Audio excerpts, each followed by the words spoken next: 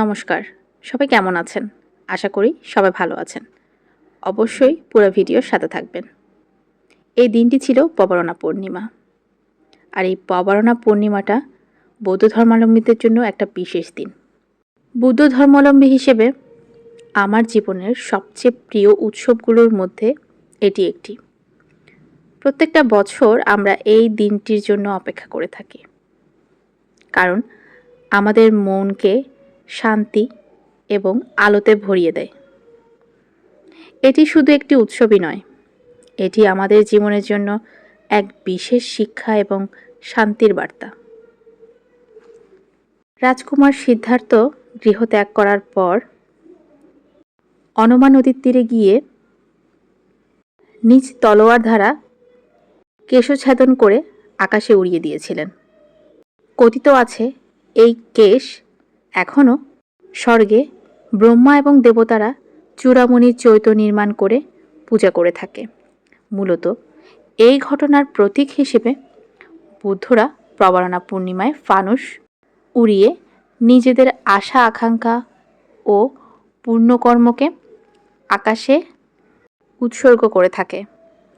এই দিনে আমরা ঘরে ঘরে প্রদীপ জ্বালাই, আকাশে ফানুস উড়াই এবং বিহারে গিয়ে প্রার্থনা, দান ও পূজা কার্যক্রম সম্পন্ন করে থাকি। ফানুসের প্রতিটি আলো আমাদের মনে করিয়ে দেয় অন্ধকার দূর হয় আলোয় আর অশান্তি দূর হয় শান্তিতে। এই আয়োজন আমাদের মনে করিয়ে দেয় প্রতিটি দান ও সৎকার্য এবং কিভাবে আমাদের হৃদয়ে আলোকিত করতে পারে। পবরণা পূর্ণিমার আরেকটি গুরুত্বপূর্ণ দিক হল ক্ষমা এবং আত্মসিদ্ধি। বর্ষাবাস শেষে ভিক্ষুরা বর্ষাব্রত ত্যাগ করেন, নিজের ত্রুটি স্বীকার করেন এবং পরস্পরের কাছে ক্ষমা প্রার্থনা করে। এটি আমাদের শেখায় আমরা সকলেই ভুল করি, কিন্তু ক্ষমা এবং অন্তরের স্বচ্ছতা আমাদের অন্তরের শান্তি এনে দেয়। পবরণা পূর্ণিমা শুধু একটি উৎসবই নয়, এটি আমাদের হৃদয়ের আলো। এই আলো আমাদের ভেতরের অন্ধকার, মনের হতাশা ও অশান্তি দূর করে।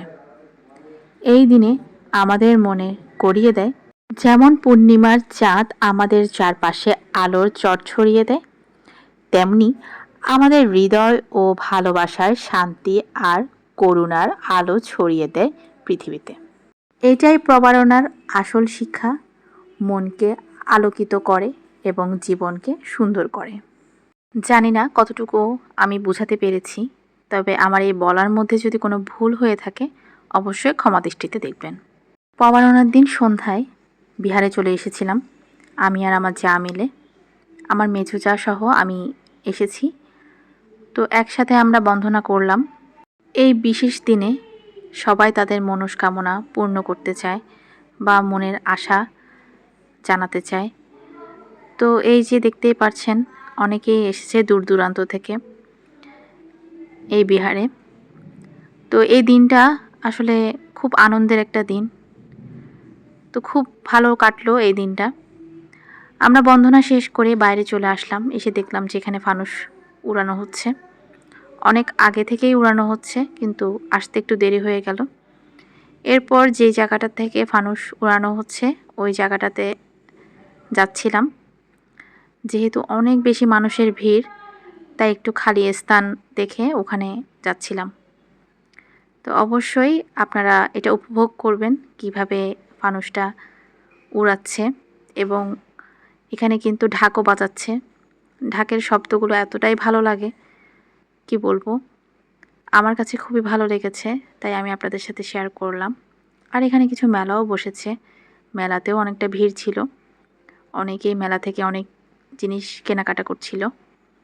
তো আমি বিশেষ করে মেলাতে যাইনি, আমি সোজা চলে গিয়েছিলাম যেখান থেকে ফানুস উড়ানো হচ্ছিল ওখানে। আর কিছুক্ষণ পরে আপনারা উপভোগ করবেন এই ফানুসের আয়োজনটা, মানে যেখানে ফানুস উড়ানো হচ্ছে। তবে আমি চেষ্টা করেছি এই ভিডিওর মাধ্যমে আপনাদেরকে যতটুকু পারি আমাদের শ্বশুরবাড়ির গ্রামে কিভাবে পালন করা হয় সেটা তুলে ধরার জন্য।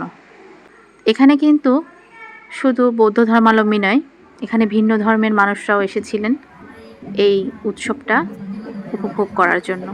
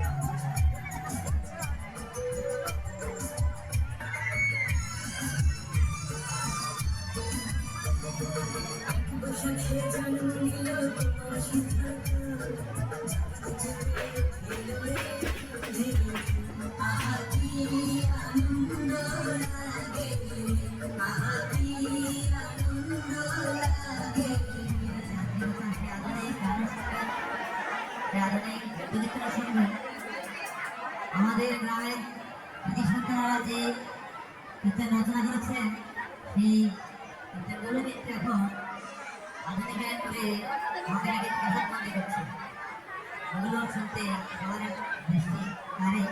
তো আপনারা যদি একটু সহযোগিতা করেন আমাদের গানগুলো আমরা চেষ্টা করবো শ্রুতিমধুর করতে। আমি সংগীতজ্ঞ বাবু রঞ্জিত বড়ুয়া দুপুরে দেখে আসতে করছি। শ্রদ্ধেয় মামা বাবু রঞ্জিত বড়ুয়া দুপুর, আপনি যেখানে থাকুন না কেন অতি সত্তর কীর্তন আসরে চলে আসুন, আপনার বিশেষ প্রয়োজন। আজকের এই ভিডিওটা আপনাদের কেমন লেগেছে, কেমন উপভোগ করেছেন অবশ্যই কমেন্টের মাধ্যমে জানাবেন। আমি চেষ্টা করেছি আমাদের এই গ্রামের এই যে সৌন্দর্যটা আপনাদের সাথে শেয়ার করার জন্য। তো সবাই ভালো থাকবেন, সুস্থ থাকবেন। আমি অনেক বেশি দুঃখিত যে ভিডিওটা আমার আসলে দিতে অনেকটাই দেরি হয়ে গেছে। বছরের প্রবারণাটা তো শেষ করলাম, আবারও একটা বছরের জন্য অপেক্ষা করে থাকতে হবে। তো আপনাদের কেমন কেটেছে প্রবারণা অবশ্যই কমেন্ট করে জানাবেন।